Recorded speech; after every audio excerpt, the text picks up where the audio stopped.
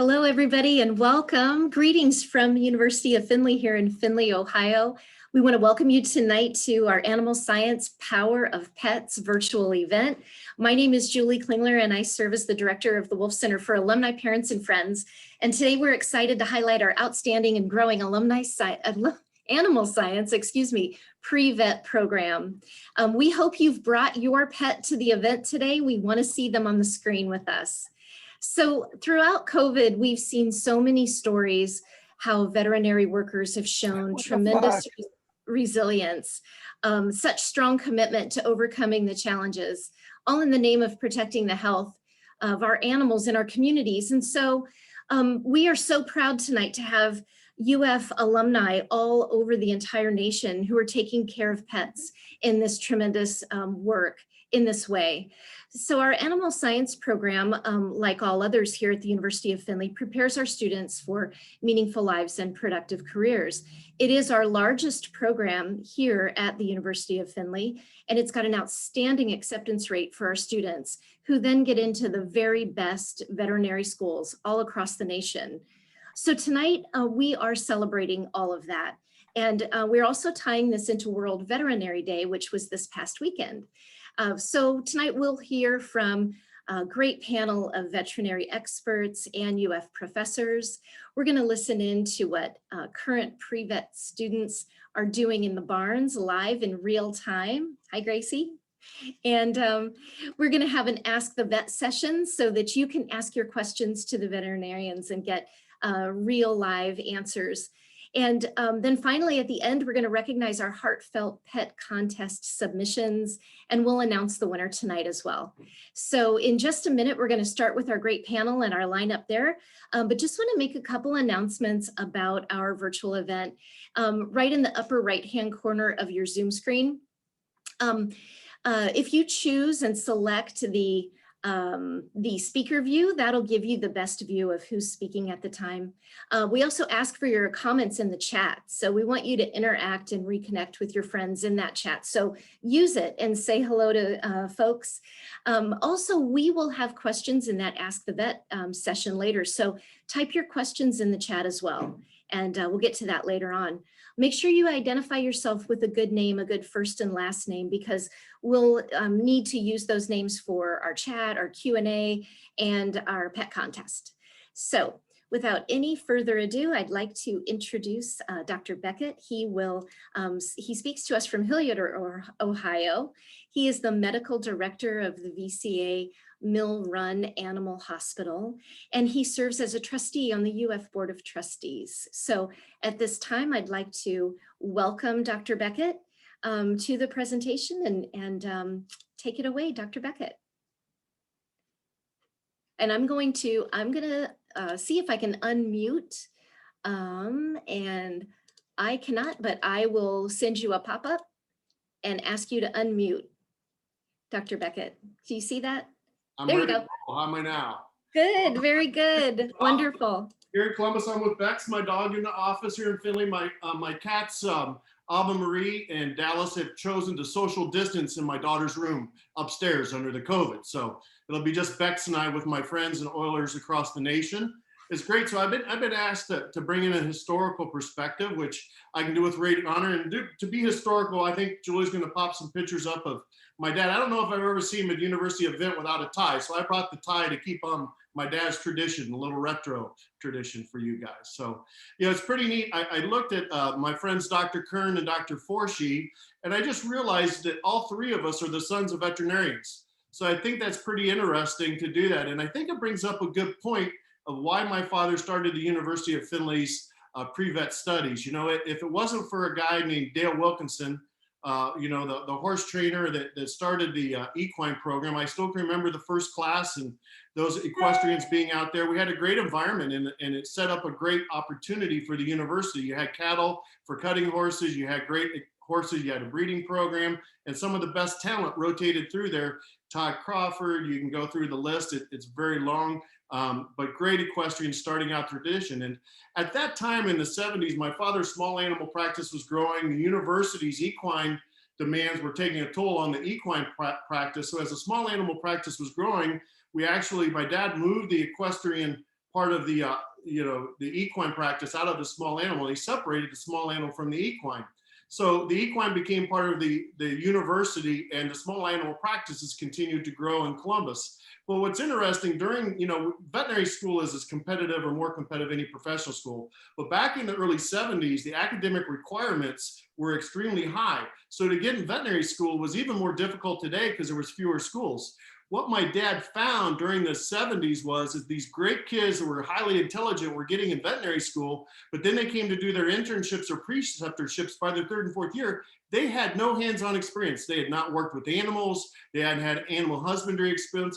They were great minds, but they're getting senior clinics, and their animal husbandry skills and general common sense knowledge around those animals were lacking. So he saw an opportunity, and that's where the pre-veterinary studies came into play, and that morphed into what we have today. What I think we should really be proud about, though, is, I went to another undergraduate school to play sports. I grew up at that farm with Dale. If I wasn't on the basketball court, I was on that farm working with the horses. But what's unique about the curriculum, our pre-vet studies at Findlay, is the curriculum was designed by veterinarians, Dr. Linda Peck, Dr. Kearns, my father. So that whole pre-vet curriculum was not a true academic form that compares to other university models. It was the first one designed by veterinarians to give them that practical experience to prepare them for veterinary school. And I think it has been known commonly by those schools, when they go to apply to graduate school from the University of Findlay, those graduate schools, these kids, not only are they bright and talented, but they've got a lot of practical knowledge that they've learned from Dr. Kearns and the mentors and the great professors and instructors we have at Findlay. So, we're quite proud of that. My dad always says we're the #1 pre-vet curriculum in the country. I'm like, Dad, which magazine or newspaper did you say that? I think he's right. I don't know if we really can prove it, but I would tell you that I am proud to say, having to follow in his shoes, that I do think we've created one of the best pre-vet curriculums in the country. So I don't know if you can go through some pictures. Obviously, Dad won a lot of awards. My mom stood by him, and my family is very proud of the University of Findlay and what's been created at the university. And the facilities were there. And as I'm taking over for my father, this is a great picture. We made several trips to Japan and worked with the University of Japan, and a lot of our guidance helped even the Japanese veterinary school be founded in Japan, so they could take what we're doing and doing at the University of Findlay and through Ohio State model to help those students in Japan become great veterinarians as well. And their trips to Findlay, I think, were a highlight. And I know my dad obviously loved going to Japan to represent the University of Findlay there at their veterinary school as well. What else do we have here, Julie? So that kind of comes to my role. So as we were growing and the University Pre-Vet Studies started, we started one veterinary practice in the 90s. It turned into 2 veterinary practices. And now the veterinary practice is interesting. Now we are part of the VCA family. Interestingly, the first VCA practice in the state of Ohio was in Findlay, Ohio. VCA bought a veterinary practice owned by Dr. Gary Cotton. The veterinary profession was up in arms about that at the time because of being progressive. There was a Veterinary Practice Act. How could it be corporate medicine? And here we are today in 2021, and the practices my dad started in Findlay, and the 3 I run now are part of the VCA family. Having said that, I am very proud of that, and corporate medicine carries a bad stigma. What it has done for me, it has surrounded me by a team of professionals that manage my hospitals, the benefits, the medications, the supplies, so I can practice and focus on mentoring the young students and doctors I work with. We now have 20 doctors, 180 employees in Columbus. We're open 7 days a week. This is a fracture repair that I did. So it's been exciting to watch that development. And we employ a lot of veterinary students, and we've hired a lot of veterinary students from University of Findlay. So it's been an exciting journey, Joel. I'll turn it over so we can get to everybody else and then do some questions later on. Okay, that sounds great. Thank you so much, Dr. Beckett, for giving us that background and historical perspective. Really important for highlighting the program. We want to make sure we know all of that, and that's so important to recognize. So thank you for that. We will come back to you at the end with the Ask the Vet session. And at this time, we have a video from Dr. Fortier. I was able to catch up with him at the Barns several days ago, last week actually, and we made a recording of his updates. He is able to join us remotely, but unable to speak at this time. So I'm going to go ahead. He is here, but I'm going to go ahead and show the video for him, and we will take a look. Let's see if I can get it on my screen. Here we go.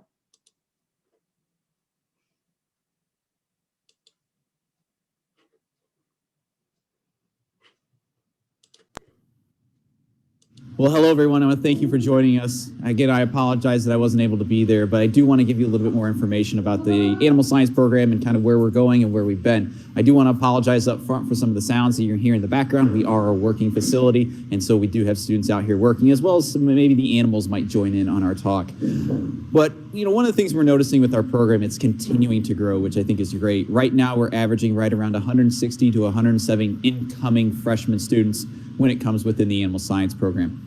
Majority of those are looking at the pre-vet option. However, we're seeing an increase in number of students that are coming here not for vet school. And I think that's really benefiting us and the students as well, allowing them to pursue those other careers outside of animal science. We're hoping to continue to grow with that and kind of give these students a little bit more options to them with what they have here. Some of the things we are looking forward to kind of in the future is we're looking at adding some programs when it comes to giving students experience outside of the University of Findlay. We're really using the term the experiential learning. And so try to get them some of those experiential learnings, whether that's working for different farms or companies in the surrounding area. Are we looking at doing some more international work? We are partnering with a program that gives our pre-vet students veterinary experience on an international level to expand on that, right? And when we look at really expanding the culture when it comes to veterinary medicine, everybody thinks, it's just working with a dog or working with a cat. We know it's much more than that. And so we're wanting to give those students the opportunity to be there. Looking at some of the things our students are currently doing right now, the number of our students participating in research has greatly increased over the past several years, which I think is a huge benefit. Not only those students that are wanting to go to vet school, but maybe those wanting to pursue more of a graduate degree instead of a professional degree, master's, PhD. A number of our students have it's going into nutrition, reproduction, genetics. Masters of Public Health has also become a big popularity within our students themselves, giving them the opportunity to kind of work more with having that animal science background, but using it more on an impact with human medicine. And I think that's been really very beneficial to them as well. The number of veterinary schools our students are going to continues to grow. Currently, there are 32 accredited schools in the U.S. We have students have had students at every one of them. The two newest ones were Long Island University and the University of Arizona. This academic year, 2020-2021, was their inaugural class. There is a new vet school joining us here in August of 2021, Texas Tech University, and we have students that are kind of in the pipeline to be starting there, hopefully soon, either this year or next year after that. Another area that our students have grown specifically within our pre-vet option is the International Veterinary School, giving them the international veterinary experience. We are closely working with Royal Veterinary College in London. They have really appreciated our students and enjoyed having them. And so one of the things we're trying to do there is kind of work on starting getting some seats available to them, where our students will fulfill 2 to 3 of their seats every year. Is joining with Royal Veterinary College, allowing them to continue to grow on that international level with students going to a number of schools, whether it's in Canada, the Caribbean, or over in Europe. And we're hoping to continue to grow that. We're also working with local state schools to allow our students to have a little bit more access into their programs as well, working on reserved seats to have those opportunities where our students can go and be successful within those different types of programs. Continuing to grow here just on campus itself. Our barn is already full, as you can see and hear, and our students are taking advantage of being able to work with those animals, and hopefully we'll be able to expand a little bit more on those, taking their knowledge outside of the university. I want to thank you guys for joining us. We really do appreciate it, and we look forward to working with you in the future. All right. Thank you so much, Dr. Forshee, for that. I love to hear all those updates about the program, and it's so exciting to hear about the great things that are happening. And this new international initiative aspect is really very exciting to think about down the line. We're going to transition now over to Gracie Goodman. So Gracie is a senior. She's an animal science pre-vet major from North Royalton, Ohio. Not only does she excel in her program here at UF, but she's very involved on campus. And she has a powerful student story to share with us. She is joining us live from the barns down the street from the University of Findlay. So you can tell us more about your story, Gracie, and about your location. Yeah, thank you, Julie. Can you hear me okay? Yes, very good. All right, awesome. So yes, as Julie said, I'm at the UF Barns right now, so the same place that Dr. Forshee was. My laptop's actually propped up on a bale of hay right now, so it's hopefully the connection stays okay. And I apologize if there's any loud animals or anything like that. Hopefully you guys can hear me okay as I share a little bit about myself, but I appreciate you giving me this opportunity to tell a little bit about my story here at the University of Findlay. So as Julie said, my name is Gracie Goodman, and I'm from North Royalton, Ohio, which is a suburb of Cleveland. And this is only my third year at the University of Findlay, but I'll be graduating in a couple of weeks with my bachelor's in animal science with a pre-veterinary emphasis. I chose the University of Findlay basically because it's the best pre-veterinary program that I could find. I looked at schools, I was willing to go anywhere in the country, but nothing could top Findlay in my mind. And since then, it's very clear that that's the best decision that I've ever made.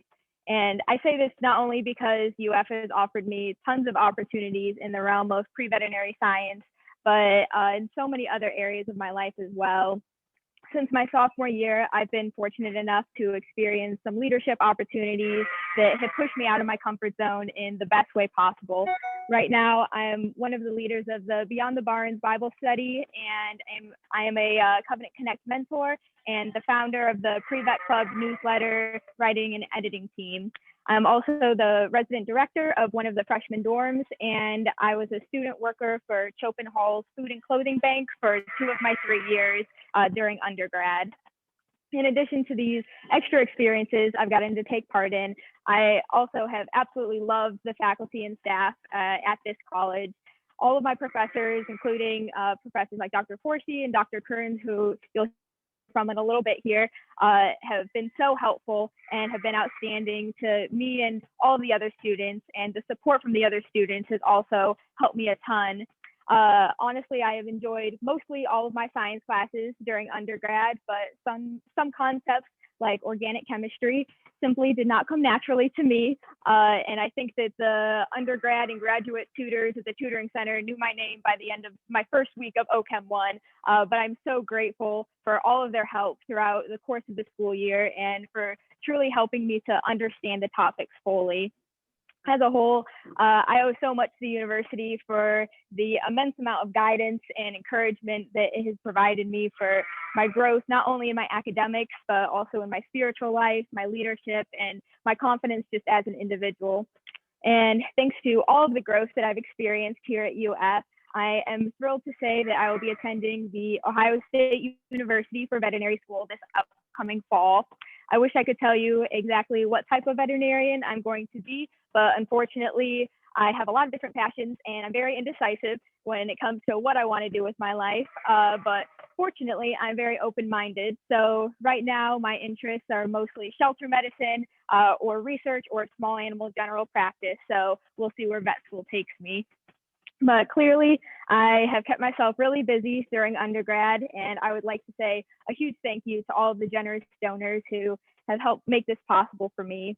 I definitely would not have had as much time to give to all of my extracurriculars and to my academics graduating a year early if I had to work more hours during the school year. So that financial support has truly allowed me to prepare for veterinary school and really pour my time into everything that I'm truly passionate about. Also, again, I just wanted to say thank you to all of the UF faculty, staff, and students, because you are all the reason that I've fallen in love with this school. Everyone from the housekeepers and the residence halls who say hi to me every morning, to the professors who constantly check in and see if we need anything, and even the students who constantly encourage me on my journey to vet school. I am so incredibly thankful to go to class every day at a school that feels like home to me. So I'll stop talking about myself and I'll let you guys continue with this fun event. But thank you again for taking the time to attend, and thank you for making a great impact with your support for students like me here at the University of Findlay. And so now I'll pass it back to Julie. Okay, Gracie, thank you for sharing your story. And I love that you're live at the barns. I know that our alums tuning in love to see those kinds of scenes in the background. I'm sure it brings back a lot of memories for folks. And so thank you for doing that, because balancing a laptop on a bale of hay just can't be easy. I don't know. So anyway, thank you for that. We are going to switch gears now, and we're going to finish off our panel talks with Dr. Kearns. And most of you know Dr. Kearns. He's professor of animal science and the staff veterinarian here at the University of Findlay. And I've asked him to talk a little bit more about the caring of pets and the softer side of the talk tonight. And that will lead into maybe our Ask the Vet Q&A nicely. So I will welcome Dr. Kearns. Go ahead, Dr. Kearns, and take it away. Okay, thank you, Julie, and welcome everybody for tuning in with us and sharing a little bit of your evening with us. I wanted to talk first of all just a little bit about the animal science program and the building in itself, and it's just a fantastic, as you can see by some of the other pictures you've seen, it's a fantastic building. But out at the animal science barn and in an animal handling class, students walk into a pen of sheep and they capture these ewes, and within minutes, they're spinning and throwing sheep on their backs, flipping them upside down, and then they're off to trimming feet. Many of these sheep are bigger than the students, and so I think that it's a particularly great accomplishment for them. It brings about a lot of pride and self-worth that they're able to get these bigger sheep down. A lot of students have never handled llamas or alpacas, and it's a big deal for them to approach animals they've never been around. So it starts out just haltering them, and then pretty soon we lead them in and lead them around a little bit so they get a little more comfortable, and pretty soon you'll see them trotting them down the aisleways, and then it usually culminates in a competitive llama alpaca race. So you know, as the end of the class ends, then we see these students that have really changed and morphed over that hour. You hear laughter, you hear them recounting their, you know, accomplishments of the day, and the silence is broken. COVID is gone. Happiness is flushing their faces. And I think exercise is a great way to deal with stress. And I also think that handling animals is a great way to deal with stress. So I think that those are, you know, real things that turn people around. You know, our program is huge. A lot of people, we keep saying we have a full barn and such, but we have over 550 large animals out there. That's excluding the horses. So that's cattle, sheep, goats, pigs, llamas, alpacas, and there's a lot of them. So it's not just a few of each. It's a big deal. And there's a lot of animals, and the barns worked as a working barn farm type situation. So, you know, it is to try to make a profit. It is to show them what's going on in the industry, and so on and so forth. But I think animals' attitudes greatly improve when they're interacting with people. And we can see that. We can see the animals behaving differently. They're more happy, you can tell that.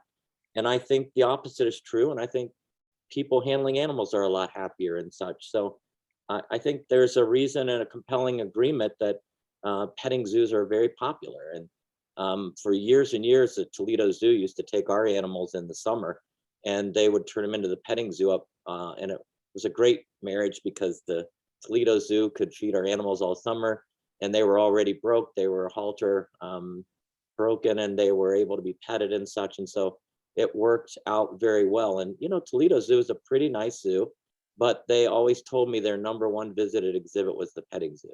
And that happened for years and years. Now they've gotten rid of the petting zoo over the years, and it had a lot to do with insurance and liabilities and things like that. But I remember in its day, it was a big attraction and such.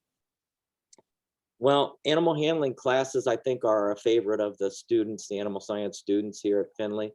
And I think that it's very important that freshmen come right in and start handling animals. And there's a couple of things, reasons for that. #1 is that basically they really compels them to focus on their education, knowing that this is the carrot dangling at the end of the tunnel, that they will be able to handle animals. And that's what a lot of them are really geared to do. But I think more importantly, it exposes them to animals on a food animal level right off the bat, and they can quickly decide if this is something I want to do with my life. And so, I know when I went to veterinary school, and I'm sure Dr. Beckett would attest to this, is that we had students in our class that had never touched animals before. Here they've gone through undergraduate of 4 years, and now they're in maybe a year or two of vet school. They've never handled animals. They don't know if they like it or not. And so I actually had a student in my class that he liked animals, but he was a senior and found out he was allergic to animals. And he wasn't just allergic to a couple, he was allergic to everything. And so he almost had to be, well, we had to take him to the hospital when he went out into the equine ward one day. And so he ended up going through medical school. So he was a human medical doctor, but he couldn't practice. And he had, I won't say he wasted all this time, but he had 7 years invested and 6 or 7 years and not being able to complete what he thought he was going to do for the rest of his life. So I just think that it gives them an opportunity to see if this is what they really want to do with their life. And I also tell the students that it's a good opportunity to decide what you don't want to do with your life. Even if you want to be a veterinarian, it's such a diversified profession. There are so many areas and avenues and alleyways that you can go with the career. And if they come out and have a bad experience with a certain species, then we say, well, that's not bad, that's good. Now you know you don't want to work with cattle, or now you know you don't want to work with pigs. And I think that's very helpful too, to help them focus and narrow down. And as Gracie says, I don't know where it'll lead me. It's so diversified. That's the problem. And it's a great blessing too, that there's so much diversity in the profession itself. So I think that anything we can do to help them narrow that a little bit, I think is helpful. And I do think that the animals are encouraging them to study a little harder for chemistry, study a little harder for math and biologies and things like that. I think what they see is that if I do the best I can do, be the best that I can be, I can do this with my life. I can share animals, and there's really, I don't believe a better profession, at least for me. When you get to do what you want to do, and I won't go down the old adage trail, but it's you don't work. I mean, it's basically a really great opportunity, and it can go a lot of different ways. So I think we have given students an opportunity to see what they're going to get involved with down the road. And we have students that will say, hey, I don't think this is for me. And that's good. They've been here a year, and now they're already knowing that this maybe isn't the career they wanted to have. And I think that if that happens, we've done our job, because now they know that they have a whole new career opened up, and they can go a little bit different way if they need to. So anyway, I think that, part of their life is out at the barn. I can certainly see them, their attitudes changing.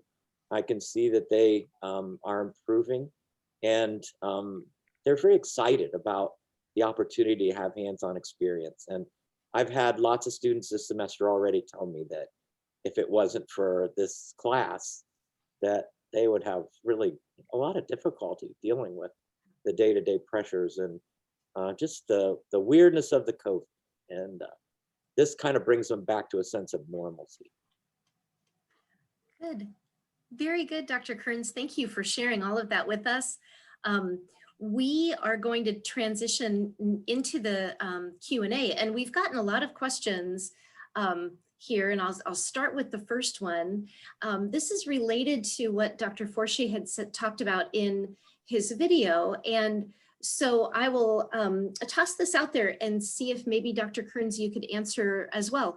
The question comes in from Mark, and he asks, does anyone from London or internationally come to Findlay currently? I know Dr. Forshee had said that is in the future, but do we have international students currently?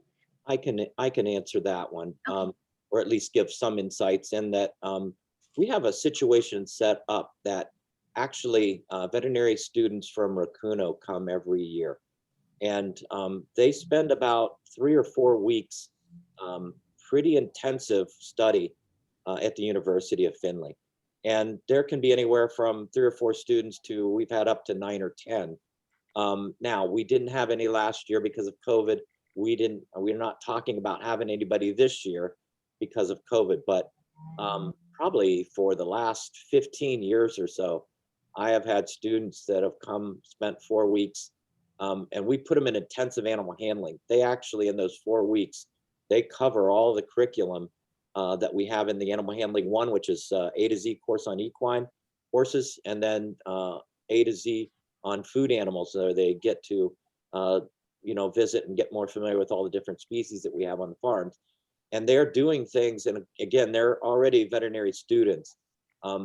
Japan does things a little differently than we do here in the States. And so a lot of those students are, they take scores, tests and scores, and if they have high enough scores, they enter veterinary school right out of high school. But it's a 6-year program. So I believe what's going on is that their first 2 years are like our undergraduate years. And then their last 4 years are like, the vet school. However, everybody might find this interesting, and I did certainly, is that in Japan in vet school, they're not allowed to touch the animals. Only the doctors and the veterinarians and the professors, which are veterinarians there, are doing the surgeries, showing them things, and everything is by watching them do stuff like a live demo or something of that nature. So when they come to the University of Findlay, we put them and get their so-called hands dirty. So they get to do surgeries, they get to do dehornings, they get to do castrations, they get to do all kinds of stuff. And they are just absolutely blown away that we would allow them to do something like that. They're very respectful students. They're very intelligent. And, there's a lot of tears shed when they leave. They really make great impressions. They bond well. Our students love them. And some of them don't speak any English. And how hard is that, to go to another country and try to learn in a high-powered educational situation and you can't even speak the language? So it's pretty amazing to me, really. Way out of my comfort zone, I can tell you that. But I really applaud them for being brave enough to step out of their comfort zone and to try to do something and really learn like that. So, so that's one, I think, example that these students come every year, and it's usually in March. And again, we didn't have them this year, but I really am looking forward to having them next year. Hopefully it'll calm down and things will get better and we'll be able to go back to what we felt was more of a normal life and such. We, on the other hand, send our students to Rakuno, Japan in the summer. So we will have a handful of students, anywhere from 4 to 8 or so, that we will send over for 6 weeks. And then they will be thrown into the Japanese culture, into veterinary schools, and they'll be able to look at those kind of things. What a tremendous worldly opportunity for them to not only experience the culture, but the veterinary medicine, how it's different over there. So. Yeah, that just opens up all kinds of new opportunities for them, and then, of course, just broadens their horizons in multiple ways. That's excellent that you do that. Do you expect to get back to that this year, Dr. Kearns, that program, sending our students to Japan, or are you waiting to look at that again in 2022? Yeah, we're going to look at it in 22. We just don't think the timing is correct right now, and so we're a little hesitant. And a lot of the borders are still closed and such, and so. Sure. Yeah. Well, good. And Safety. again, our Loop Abroad program, where we have students going to, Taiwan or to go to Thailand and things like that, to work with the elephants and work with the big cats and all those kind of things. Those are great programs and amazing opportunities for students. And we're still up in the arms, but I think a lot of those are they're going to be virtual. They were virtual last year. And so the capabilities are there. I know I gave a couple of lectures already on the equine side of things, and those are going to be broadcasted in their virtual equine experience and things like that. So we did those live for their virtual classes last semester. They taped those, and they're going to be using those as people want to do the experience without the trip, I guess. Good. Very good. Well, There's a lot to be said for virtual. It brings us together, makes the world a smaller place, and allows us to, to really engage on a bigger level, right from the safety of our own homes or offices, just like tonight. So, all right, our next question comes in from Barbara, and she says that her dog was a rescue and developed cherry eye. Her dog is a Cocker Spaniel, and the dog is now blind. And Barbara recently spoke with another Cocker owner who has a Cocker with cherry eye. And so she's wondering if this is typical to this breed. And she's had 2 other Cockers before, but never had any problems with vision. So Dr. Beckett, do you think you could take this question and speak a little bit to Barbara? Sure, Barbara. I had the privilege when I practiced emergency critical care medicine for 5 years to practice with an ophthalmologist. And I saw orthopedics and general surgery cases all day, and he saw nothing but ocular problems. Did cataract surgeries, glaucoma, all kinds of corneal diseases. Unfortunately, the Cocker Spaniel was the most popular visitor of the breeds that he saw every day. So she's been blessed. She never had a Cocker Spaniel with it. However, cherry eye is an inflammation of the gland behind the third eyelid. It's like a shutter in the canine. And actually, that has no correlation to loss of vision whatsoever in a Cocker Spaniel. Cocker Spaniels are more prone to a disease called KCS, which is dry eye, which causes corneal pigmentation and keratitis, which causes a film over the eye that clouds and gets pigment where they can't see through it. Or worse yet, they get glaucoma.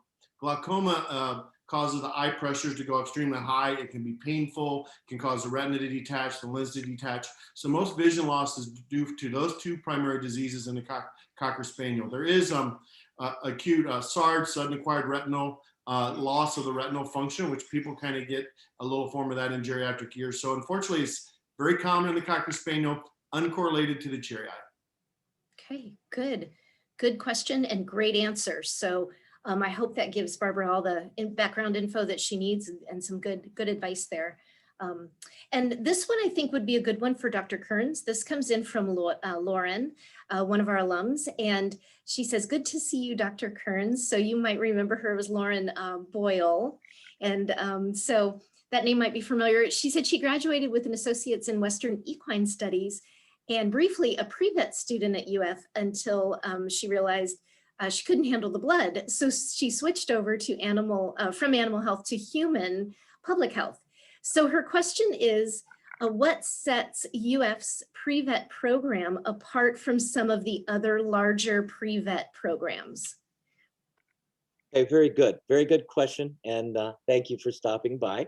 What I really wanted to address with that question is the fact that the biggest thing is the animal handling. The actual, a lot of these pre-veterinary programs don't even have any interaction with the animals.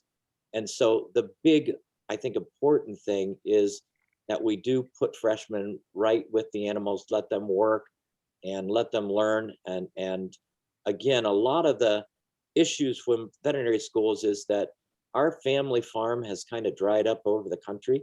And so when I went to vet school, when Dr. Beckett went to vet school, a lot of our classmates were from the farm or their parents were veterinarians or whatever, had a lot of animal experience. That's not the case today. And it's a lot harder to be immersed in all the different species when they just simply aren't available like they used to be. So we get a lot more students that are from city type backgrounds with very little animal experience. And so we felt a long time ago that that was a big deficiency when the new veterinary students were getting into vet school. They really didn't have the ability to handle animals. And Dr. Beckett alluded to that earlier. We think that that's a big drawing card. That's why I think the program is super successful, is because they get right in and handle animals right away. The other schools, some of them have tried to mimic us and they've gotten little farms and things like that. But I always remember an old cowboy named Roy Rogers. One of his sayings was, if you sit on the track, if you're ahead of the people and you sit on the track, you'll still get run over by the train. So, his point was being that we got to keep getting better.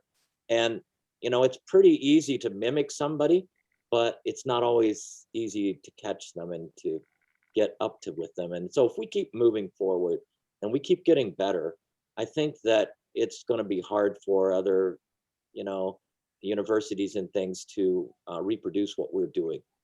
So back to our question more specifically, most of these other pre-veterinary programs do not have animals. And if they do, they have very limited animals. And then the other thing that I'll throw in too is that I don't think you'll ever go any other place and have as many veterinarians teaching in an undergraduate curriculum than you do at the University of Findlay. And I think that students understand the fact that not only are we veterinarians, but we've been out there and done that. And so we've been in practice, we know what it takes. And I think that that carries a little bit when you talk to the students and tell them how it's going to be.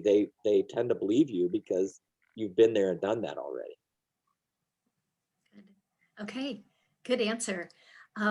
Here's another one, and it is from Lori. And Lori has said in her question, her dog has EBP. So with proper treatment, is there any change in life expectancy? And maybe Dr. Beckett could weigh in. I believe that is a bronchial disease. Am I right on that, EBP? I don't know if there's the acronym eludes me. There's exercise-induced, disease that occurs in Labradors that's genetic, hereditary, that they have shortness of breath and they tie up. And there's pulmonary fibrosis. I've not used that acronym. If she could go in and maybe give me what that stands for, I could, Okay. better. The new generation of veterinarians use acronyms a lot more than I do. So if we can make sure that I'm addressing the right disease, Okay. I'm glad to answer. So Lori, pop that into the chat if you can expand on EBP, and we'll try to get you an answer. And then in the meantime, we're going to go on to Kayleen. She asks about her dog, and she says her dog has anxiety. So she's tried some medication in the past, but didn't keep her on it because all she did was sleep and she didn't act like herself. So what other measures would you recommend? We've tried a thunder shirt as well, and that didn't make a difference. So either Dr. Kearns or Dr. Beckett, you want to take that one for Kayleen? Mike, I got a little something. You want me to take it first, Mike, and you can Sure. add it? That'd be great. So, I think it's pretty interesting, and she's bringing up an extremely good point. You know how Dr. Phil has his show and he talks about all the problems? I predict when COVID's over, I saw a guy today just for him. He's got a gorgeous Akita puppy. He works from home all day with that puppy. And that puppy's never been alone because he's been working from home. I predict one of the outcomes of the COVID is when our normalcy gets back and people quit working from home, I think the cases of behavioral separation anxiety issues in canines are going to be off the chart. So if I had a young person like Gracie who's pursuing their interest in veterinary medicine, I would predict by the time you're a senior that there's going to be a huge demand for behavioral problems. In fact, there's a new shelter, if you look in it, it's named Gigi's. It's one of the state-of-the-art, it's actually in Canal Winchester. One of the main reasons we are fixing in shelter medicine most physical ailments, most of the dogs that are coming through and they're getting adopted. The big problem is, what's the number one reason you think that we're not adopting dogs? Behavioral issues. So what we did at Gigi's, we recruited and hired Dr. Megan Herron.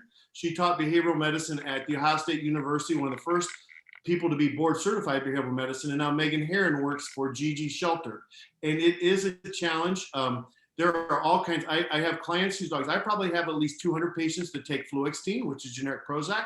We'll use trazodone, which is an anxiety medicine a lot of people take. The problem with trazodone is it does have some calming effect and a lethargic. Fluoxetine doesn't tend to have that problem. But with fluoxetine for behavioral problems, Julie may take it, it might work great for her. Dr. Kearns may take it and it does nothing for him and it might be edgy. So each behavioral, when you're dealing with serotonin and all those different endorphins in the brain, all these different medications impact patients differently.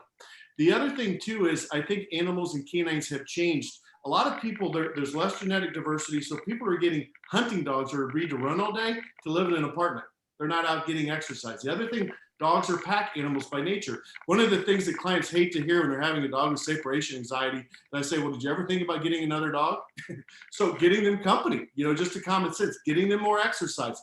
But I will tell you that the behavioral sciences is the up and coming profession of veterinary medicine. And the demand 5 years from now of all the dogs that have grown up with their animals at home with the clients working from home, when they go back into the workforce, there's gonna be a lot of behavioral problems. So, but to answer her problem, I would talk with her doctor, I'd work with exercise, see a behaviorist, a dog trainer, behavior modification. A lot of times it's genetic and that dog in that home environment. And I have had some dogs that had to be rehomed. Either they didn't get along with other dogs well, they just can't play friendly with others. And I have other dogs that need environment where they can go to someone's farm and get in a truck with the farmer every day, run out, bring the cattle up, run around all day, and they love it. And the behavior problem goes away because the dog's on the farm running where he gets exercise all day. Mike, you got anything to add to that? Yeah, I just, that's a great answer, Dr. Beckett. I just want to say that one thing that I will say about behavioral dogs is they really do need to have a rigid schedule. And so the more rigid the schedule is, I think the better they are. So if you feed them one day at 10 and the other day at 6, and they really need some regularity and some rigidness to their schedule. And then I do understand your comment about a lot of these drugs causing sleepiness, drowsiness, and things like that. And that is a concern. There's a lot of use of a drug called Gabapentin now, also known as Neurontin. And basically it's an anti-anxiety drug. It does not tranquilize them in any way. Dogs are, they can take a pretty big dose of Gabapentin, whereas people are taking maybe a couple of 100 milligrams twice a day. You can get dogs on 400 to 600 milligrams a day. And it takes a while for it to work, but it's something that perhaps might be beneficial. It certainly doesn't cause any drowsiness. So. Good. Yeah, they're a problem. And, a lot of people are rescuing animals and, it's a great thing. And we've done it in our family. All of us have rescued animals, but it's not for everybody. And they usually come with baggage. And so you have to figure out, sort it through, and sometimes you can make improvements and sometimes very frustrating because dogs don't forget very much. And so if they've had bad experiences, they kind of continue to remember those things. So. Yes, and some of those themes came up in our pet submissions, which we're going to get to in a minute. The stories that our folks submitted have some themes like that in there, Dr. Kearns, about aggression and past, past experiences that have led to some things. So we'll talk about that in a minute.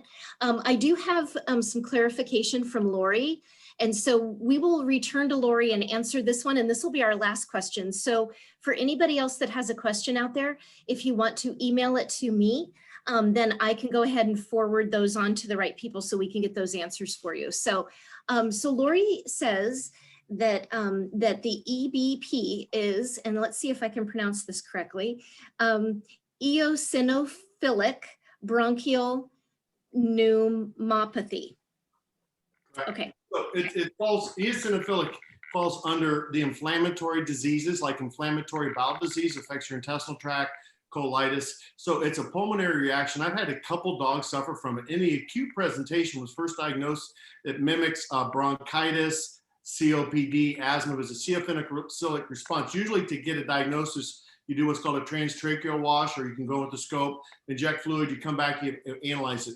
But it usually falls under the immune-mediated disease, and usually they're steroid responsive. Having said that, I've had 2 cases lead full lives, but they've required steroids.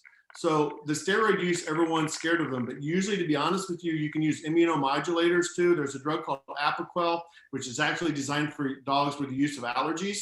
That we have used for immune-mediated diseases. Azathioprine is another drug that you can use in conjunction with steroids. But I usually find if I manage these diseases with an immune modulator and in a steroid type of drug, they tend to do well. And I try to titrate the dosage back where we can keep it and they'll have flares up. Because respiratory clients, if you look at the visits to the emergency clinics, it's a seasonality. When pollen counts are high, that stresses that allergic response. When it's cold during the winter, it's not going to be as bad. Heat and humidity also stresses the respiratory tract. And that's going to be transient. And you're going to have to address those as you go. But ultimately, as those dogs become geriatrics, they will get scar tissue and pulmonary fibrosis and disease in their geriatric years, which can be difficult to manage.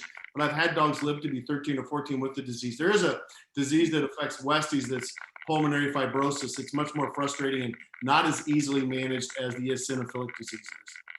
Okay, Very good. Okay, great answer. Anything, Dr. Kearns, on that one?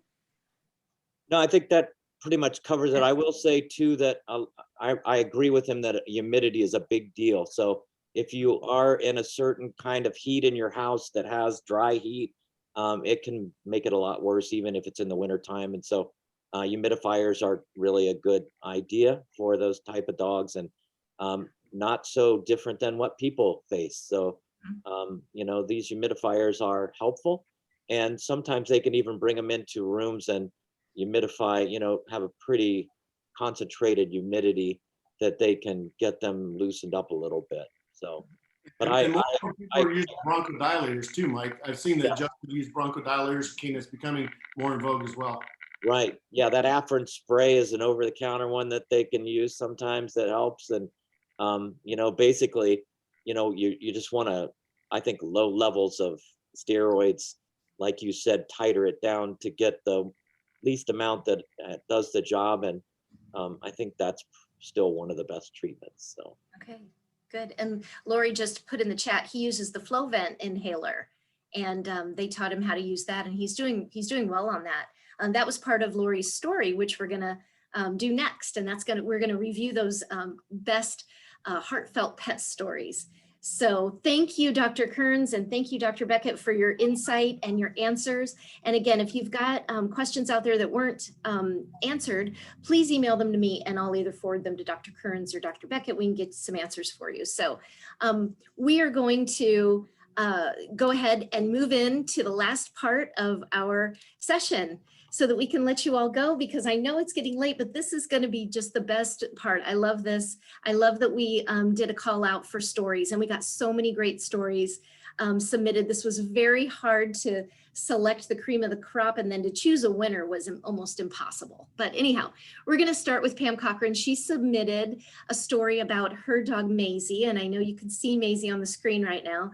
And Maisie is a golden doodle, and she's 45 pounds of curls, licks, and tail wagging, Pam writes. Pam adopted her about 5 years ago from a rescue near Toledo, and she came to Pam quite fearful of everything, but especially men. So that's one thing I was alluding to, Dr. Kearns, when I mentioned that a minute ago. They are working on that issue, but in the meantime, Maisie loves squirrels and other dogs, and she tolerates the family cat. So I think that's funny. Pam says the adage is true that rescue animals often rescue us. We focus not on ourselves, but her, and we could not be happier. So that is the story of Maisie. She was one of them. Next one was submitted by Barbara Myers, and this is Maggie May. And Maggie May was rescued from an Amish puppy mill and was 3.5 years old. The Myers drove down to meet her, and although she wouldn't have anything to do with them, they did agree to adopt her. Meanwhile, Barbara was doing a traveling Mazza art presentation for the second graders at Whittier School, and she asked the students to submit possible names for this new dog. They did that, but then the day came when they were to pick up the dog, and on the radio when they were driving, they heard the song Maggie May, and that's how she became Maggie May. So notable on this one, and I want to throw this in, is that Barbara had hired a couple of UF pre-vet students, twin sisters, as dog sitters so that the Myers could travel occasionally. And the girls became so attached to Maggie that they would make a point of coming to see her before going home in the summer.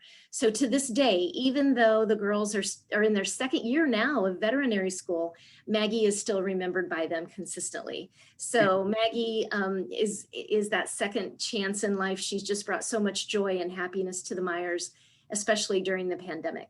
So there's a great story about the pre-vet students. So those younger students, don't you? Isn't that a Rod Stewart song, Mike? Maggie May? Yes. Yeah, just in case you guys haven't heard of Rod Stewart, we just want to let you know that. Yeah, that's right. That's Maggie May.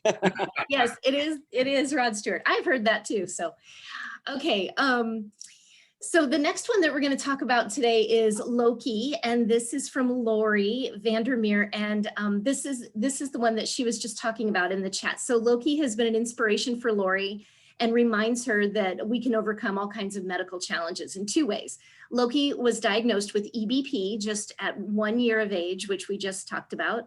And after trying several medications, Loki took the inhaler after the very first training session, and they were able to decrease and eventually stop the oral medications. So Loki's a happy, healthy dog. It's a great picture, who loves to run in fields and play soccer in the yard. Also at the same time though, Lori writes that Lori has fibromyalgia, and walking with Loki and playing light soccer with him has alleviated some of her pain as well, but always lifts her spirits. So he is a Finnish Lapphund, which are fondly known as Happy Lappies. And he truly embodies this name, and she can't help but smile when she's around him. And with a face like that, I can see why. Our next submission is Sam, the dog Sam, submitted by Mickey Now. So this is a true love story of Mickey's daughter, Cammie, an animal science major at UF. And this is the story of Cammie and her first true love, Sam. So Cammie begged for a dog from the time that she could talk, and she was always asking someone to get her a dog. And after years and years of pleading, Cammie got her wish with Sam. And this picture is from Cammie's senior prom, and Sam is Cammie's first true love and almost prom date on this night. Today, Sam knows when Cammie is near, and anytime she comes home from UF, he's waiting at the door for the true love of his life. So Sam is now 13 years old, and he loves his family, especially Cammie. The next one we've got was submitted by Lauren Boyle, and Lauren has two cats here that you see in the picture, and she's got a great story as well. In 2001, Lauren rescued Sunny, which is the white cat, from a tiger pen at the zoo where Lauren worked over the summer. Apparently this kitten was misbehaving terribly and was getting into a lot of trouble. So Lauren took the cat home and would eventually accompany Lauren to Findlay in the fall of that year, and then become a UF alum, which I love. So Luca, the orange cat, actually adopted Lauren, showing up at her doorstep, and very friendly, very sweet. So the rest is history, another UF alum. So the cats are alums. I love that. Since Lauren's graduation from UF in 2003, Sunny and Luca have been right by Lauren's side as she relocated to Indiana and Raleigh, North Carolina, and now Atlanta, Georgia. So she's residing in Georgia, and Sunny and Luca support Lauren consistently as she serves on the CDC's COVID-19 response team as part of the vaccine task force. So this is her fourth COVID-19 detail in a year. Truly amazing, and thank you for that service. Wonderful, Lauren. Sunny and Luca truly embody the unconditional love and support. Lauren also believes in the power of pets wholeheartedly. And what's super special is that her story all started at the University of Findlay 20 years ago with these two cats. The next story we'll talk about is Kayleen Love, and she wrote in about Gidget. Kayleen and her husband both graduated from UF in 2014. And for years, Kayleen had battled depression, but after a few years of being back home and out of school, they adopted Gidget, and things began to get better. Suddenly, Kayleen felt she had a bigger purpose and something to live for in a way that she hadn't felt before. Kayleen started taking care of herself better because she wanted to be around to take care of Gidget. And so Gidget also helped Kayleen become a more outgoing person. I thought this was funny. Kayleen had been very introverted, but Gidget wasn't shy about this during walks and would intentionally literally pull Kayleen toward people. So that broke down that barrier. Gidget was a hit and has been with everyone who meets her. Students, families, sports players at games they attend, everybody loves Gidget. Gidget even participated in a virtual Spirit Week Kayleen was hosting as a student council advisor. Gidget really pulled Kayleen through a lot of hard times, and because she made Kayleen more outgoing, she pushed her to build relationships with others who Kayleen otherwise wouldn't have. So Kayleen says she can't imagine her life without these new relationships or without Gidget. So that is a great story. Thank you, Kayleen, for that one.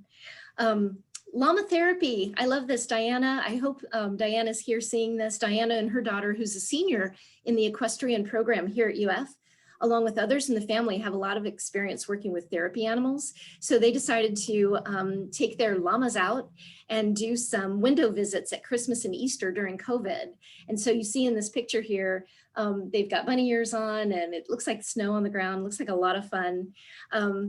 Diana writes to us that they received just as much joy as the residents did, and just to see their expressions on their faces was really great when they participated in those visits at an assisted living facility recently. Diana says animals are truly a blessing from God. So wanted to summarize those stories to let you know that those were the cream of the crop that we had to pick through, and then choosing one was so difficult, but we did choose one. And this really is a powerful story about how pets can not only get us through some rough times, but also bring us so much joy in the meantime. So our winner tonight is Gidget from Kayleen Love.